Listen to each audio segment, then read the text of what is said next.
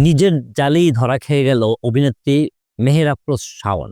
সংবাদটা আপনারা হয়তো জেনে গেছেন, কিন্তু এই ম্যাগিকে নিয়ে কিছু কথা না বললে আমার আর ভালো লাগতেছে না।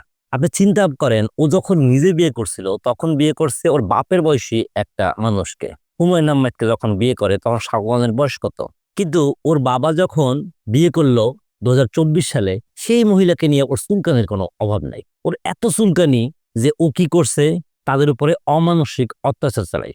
আর ও তো ফ্যাসিস্ট সরকারের একটা দোসর, সেই জন্য ডিবির যে হারুন আছে তার সাথে মনে হয় বিছানায় গিয়া তারপর আকাম কুকাম কইয়া তাকে দিয়া প্রভাব খাটাইয়া ওর বাপকে বিভিন্ন রকম টর্চার করছে। তার মধ্যে একটা পার্ট ছিল যে ওর যে সৎমা নিশি ইসলাম, সেই নিশি ইসলামকে সে বিভিন্ন রকম আইনি হয়রানি এবং তাকে জেলে পুরছে। আর ওর বাপ মোহাম্মদ আলী, তাকে সে মানসিক রোগী বানাইয়া একটা হসপিটালে ঢুকিয়ে রাখছে উত্তরাতে। চিন্তা করতে পারেন কতটা জঘন্য এই মহিলা। এর মহিলা বলতে আমার খুব ঘৃণা লাগে। এ হচ্ছে একটা ম্যাগি ম্যাগি, বুঝতে পারছেন? ভাষাটা একটু বয়ে বললাম, কারণ সোশ্যাল মিডিয়া তো আবার অনেক কিছুতেই কমিউনিটি স্ট্যান্ডার্ড মেনটেন করতে বলে। এখন কি হয়েছে, যখন পট পরিবর্তন হয়ে গেছে, এখন নিশি ইসলাম যখন একটা আবেদন করছে সুবিচারের জন্য, সেজন্য মেহের আফরোজ শাওন, বিবি প্রধান হারুন সহ আরো বেশ কয়েকজনকে সবার বিরুদ্ধে গ্রেপ্তারি পরোয়ানা জারি করছে। এই হচ্ছে অবস্থা। এখন এই ম্যাগিকে কি করা দরকার? ও আবার পয়লা বৈশাখের দিন স্ট্যাটাস দেয় যে দম বন্ধ করা পহেলা বৈশাখ। তারপর আরো কত শত কথা শুনছি না আমরা।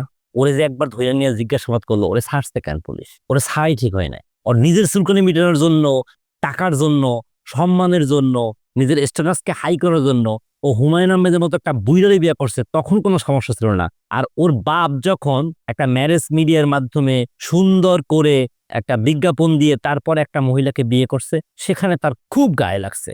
নিজের বেলায় কিছু না, কিন্তু মানুষের বেলায় পুরা ওনার মাথা গরম হয়ে গেছে। এই ম্যাগিকে খুব দ্রুত আইনের আওতায় আনা হোক এবং এর এমন শাস্তি দেওয়া হোক যাতে ওর মতো আরো যে কিছু আছে না মিডিয়া পাড়ায়, যারা শুধুমাত্র নিজের রূপ দেহ যৌবন বেচ্চা বেচ্চা নিজেদেরকে সেলিব্রিটি বানায়, এগুলোর শিক্ষা হওয়া দরকার।